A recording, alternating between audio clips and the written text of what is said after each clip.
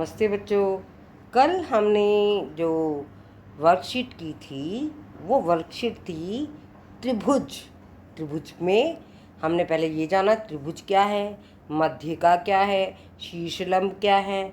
यह सब हमने त्रिभुज में जाना कि त्रिभुज के कितने भुजाओं से मिलके बनता है, उसके कितने शीर्ष होते हैं, उसके कितने कोण होते हैं, यह सब जाना। अब आज की जो वर्कशीट है यह है वर्कशीट 9।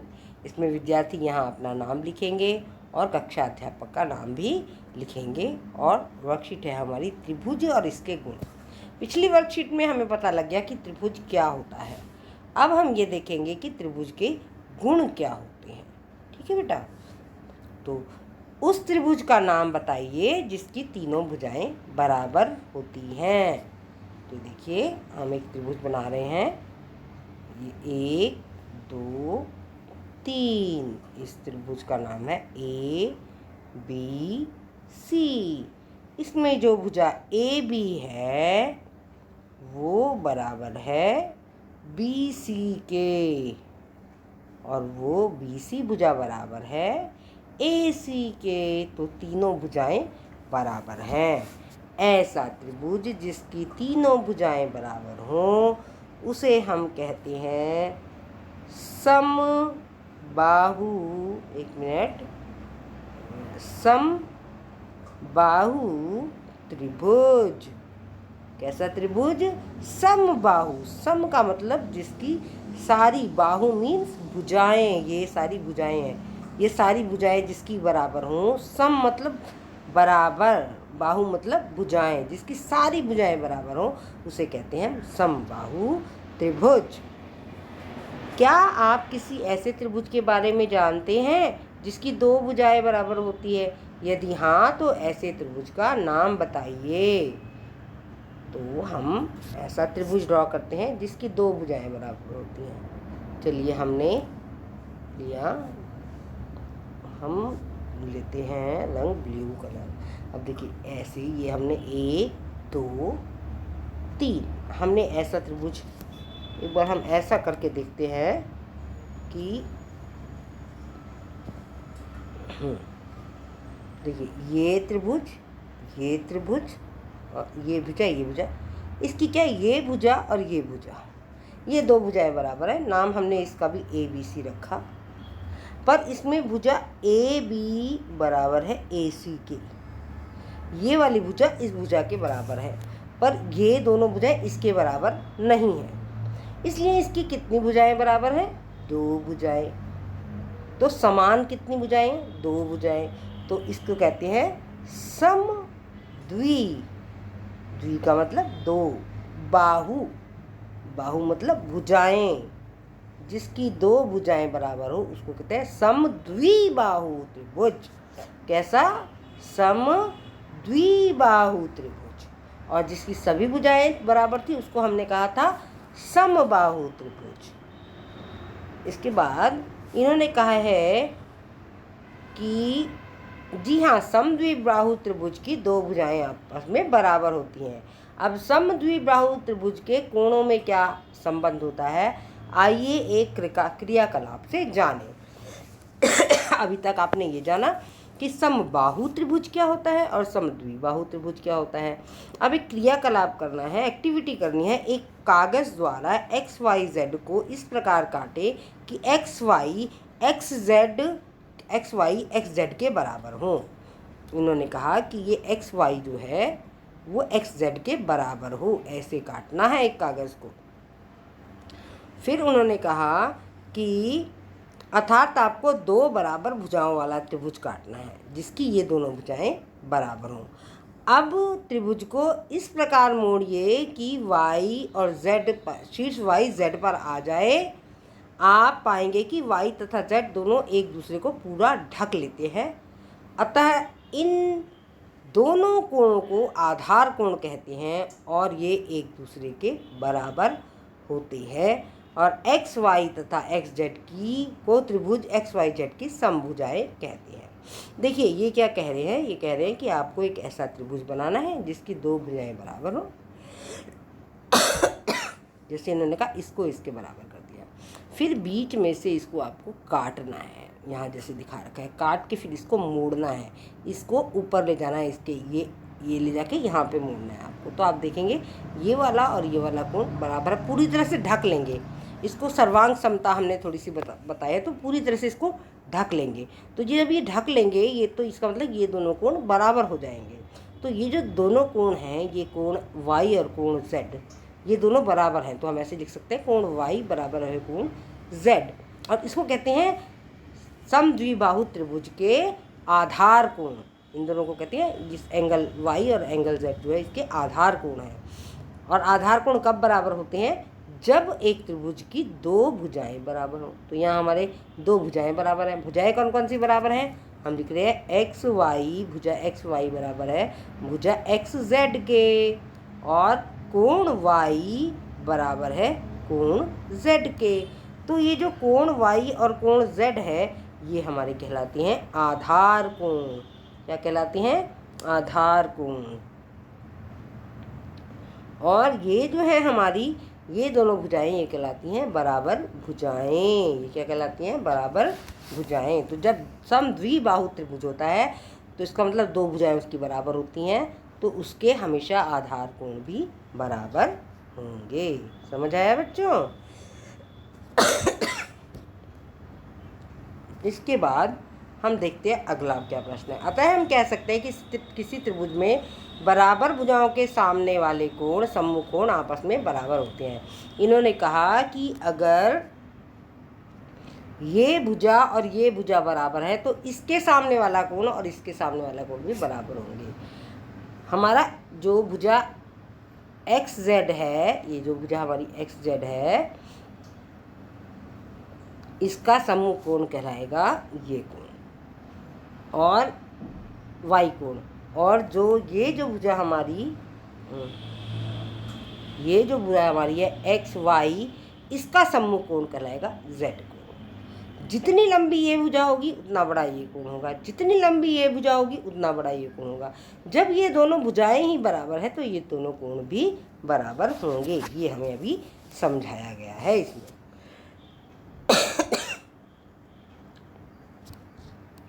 अगला है, इसमें कहा अगले में कि त्रिभुज एक कागज़ पे एक त्रिभुज एबीसी को काटे और इसके कोणों को 1 2 3 नाम दे, फिर अलग अलग काट के आपका त्रिभुज 3 टुकड़ों में विभाजित हो जाएगा। अब तीनों टुकड़ों को एक साथ में दिखाए गए चित्र के अनुसार एक सीधी रेखा में जमा दे। आप देखेंगे कि ये तीनों कोण मिलकर एक सरल कोण बनाते हैं। अतः हम कह सकते हैं कि त्रिभुज के तीनों अंतःकोणों का योग 180 डिग्री होता है। देखिए बेटा, ऊपर की भी एक एक्टिविटी थी, ये एक्टिविटी है जो आपको कॉपीज़ में करनी है, और ये भी एक एक्टिविटी है। इसमें आप अपनी मर्ज़ी से कोई भी त्रिभुज बना लीजिए। हमने कोई त्रिभुज बना लिया, इसमें ये त्रिभुज इसमें बना रखा है, इसका हम कोई नाम नहीं दे रहे। इस त्रिभुज में 3 कोण बनते हैं, आपको पता है 1 2 3। उन कोणों के नाम जरूर लिख दिए, जैसे इन्होंने लिखा है 1 3 2, 1 2 3। अब कैंची लेके इसको काट लीजिए, ठीक है। मैं दूसरा रंग ले लेती हूँ जिससे आपको ज़्यादा क्लियर हो जाए। इसको काट लीजिए, इसको काट लीजिए, इसको काट लीजिए। इन तीनों को कैंची लेके आपने काट लिया। उसके बाद क्या करना है, तीनों को ये गोलाई की तरफ से, जैसे आपने ये किया, ये है ना, ये इसको ऐसे यहाँ लगाना है, फिर ये है ना, इसको ऐसे ऊपर प्लेन वाले को ऊपर लगाना है, फिर ऐसे यहाँ वाला जो था उसको यहाँ लगाना है। इन तीनों को ऐसे रख के देखना, तो ये ऐसे एक अर्धवृत्त सा बन जाएगा। और एक ये सरल रेखा है, तो ये कितने डिग्री का कोण हो गया? एक सरल रेखा का कोण कितने का होता है? ऋजु कोण 180 डिग्री का होता है। इसका मतलब किसी भी त्रिभुज के तीनों कोणों का योग 180 डिग्री होता है। ये इस हमारी एक्टिविटी से, इस क्रियाकलाप से सिद्ध होता है। एंगल 1 एंगल 2 एंगल 3 तीनों को अगर हम एक जगह रखते हैं तो ये 180 डिग्री के बन जाते हैं। तो आपने एक चीज़ ये देखी कि त्रिभुज के तीनों अंतः कोणों का योग, अंतः मतलब अंदर के कोणों का योग, ये बाहर के कोण नहीं है, ये अंतर है, अंत है। हमने इससे पहले जो वर्कशीट की थी उसमें हमने बाह्य कोण के बारे में बताया था, ये अंतः कोणों के बारे में है। अब अगला आपको प्रश्न दिया है, नीचे दिए गए माप के त्रिभुजों को खींचिए। ये भी एक एक्टिविटी है, कागज़ की पट्टियों का उपयोग करें।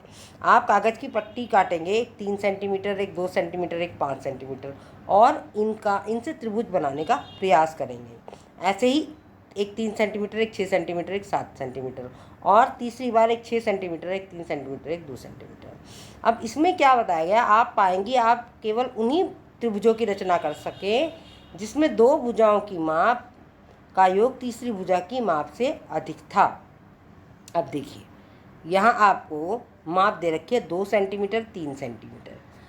तो 2 सेंटीमीटर और 3 सेंटीमीटर कितना हो गया, 2 जमा 3, 1 मिनट, 2 जमा 3 कितना हो गया, 5, और ये 5 है। तो यहाँ जो है दो भुजाओं का योग जो है वो तीसरी भुजा के योग के बराबर है। दो त्रिभुज की दो भुजाओं की माप तीसरी भुजा की माप के बराबर है, तो ये त्रिभुज नहीं बन सकता है।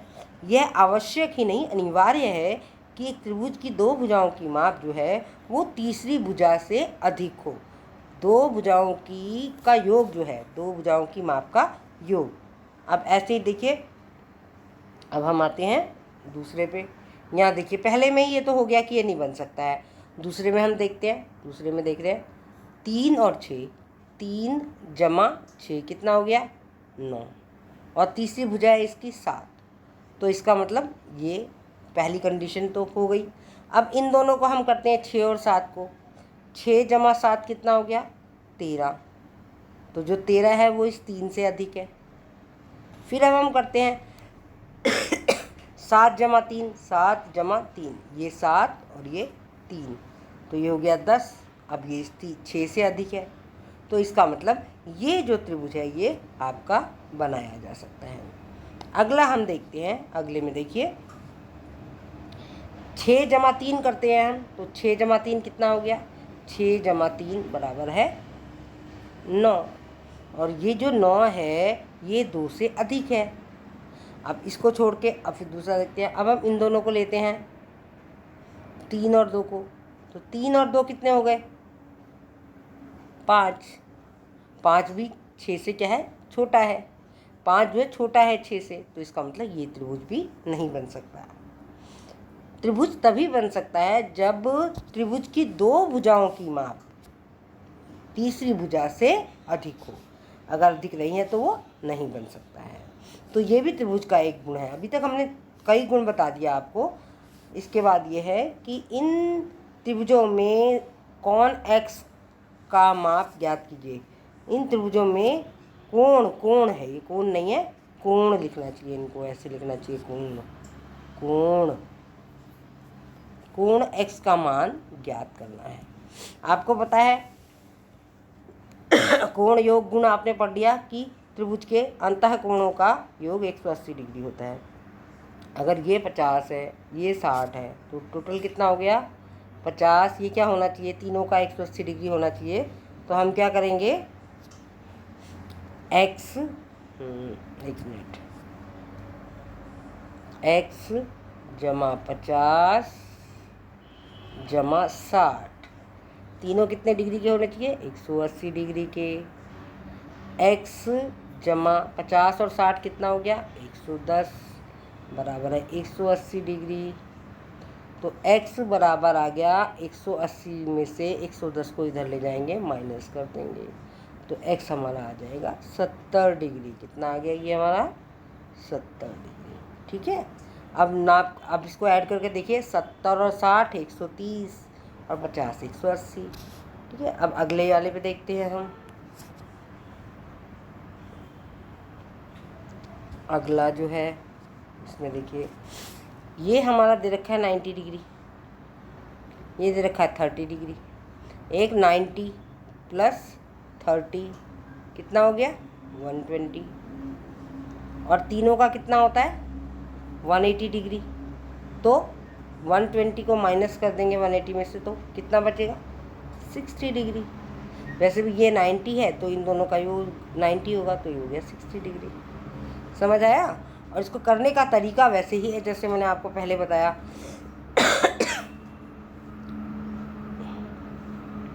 x plus 90 plus 30 is equal to 180 degree. x plus 120 is equal to 180 degree. x is equal to 180, ये इधर जाके माइनस हो जाएगा, -120, सो x = 60। ये इसको करने का तरीका है। नेक्स्ट क्वेश्चन देखते हैं हम। इसमें देखिए ऐसा जो ट्रायंगल होता है जिसका एक कोण 90 डिग्री को हो, इसको क्या देते हैं हम, इसको कहते हैं हम समकोण त्रिभुज। जिसका एक कोण समकोण हो, इसको अभी आगे जाके कोणों के आधार पर जब हम करेंगे त्रिभुजों को, तो इसको कह देंगे समकोण त्रिभुज। ठीक है, अब हम अगला क्वेश्चन कर रहे हैं। अगले में क्या है, अगला क्वेश्चन देखिए, ये भुजा इस भुजा के बराबर दी हुई है। यहाँ ऐसे ऐसे करने का मतलब है ये भुजा इस भुजा के बराबर। तो कैसा त्रिभुज है ये, समद्विबाहु त्रिभुज। तो समद्विबाहु त्रिभुज के आधार कोण बराबर होते हैं। अगर ये दोनों भुजाएं बराबर हैं तो ये दोनों कोण भी बराबर होंगे। अब इसमें कोण x दिया हुआ है, इसको भी कोण x दिया हुआ है। जितने डिग्री का ये कोण होगा उतने ही डिग्री का ये कोण होगा। तो अगर एक कोण x है आपका, एक कोण आपका x है, दूसरा भी आपका x है और तीसरा आपका 50 है, तो लेकिन तीनों का योग तो 180 डिग्री ही होगा ना। तो x और x कितना हो जाता है, 2x + 50 = 180 डिग्री। अभी जो 2x है, 2x = 180 - 50, तो 2x = कितना आ जाएगा, 130, और x आ जाएगा 130/2।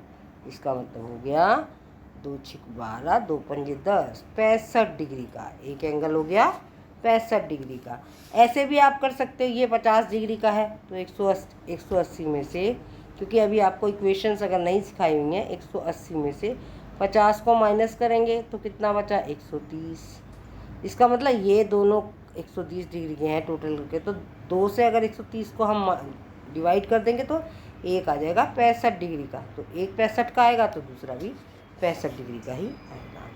ठीक है, इसके बाद हमारा नीचे दिए गए कोणों में से कौन से कोण युग्म एक त्रिभुज के अंतःकोण हो सकते हैं। तो एक त्रिभुज के अंतःकोण कौन से हो जाएंगे, जिनका योग 180 डिग्री होगा। अब देखिए पहला वाला देखते हैं। पहले वाले में क्या है, 40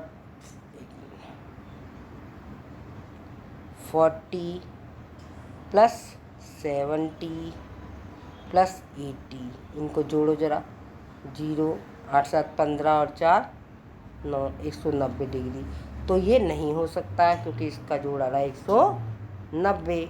इसके बाद हम अगला देखते हैं।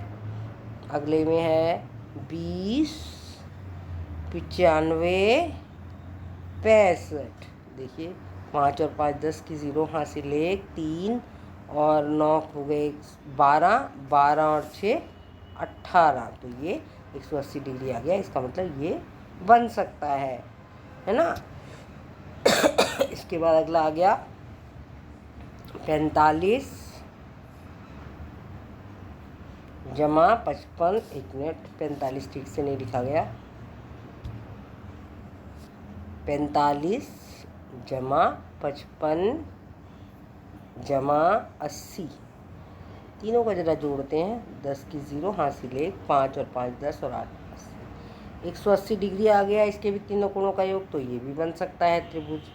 अब इसके बाद आया हमारा ये अगला, इसमें है 35 जमा 45 जमा 50।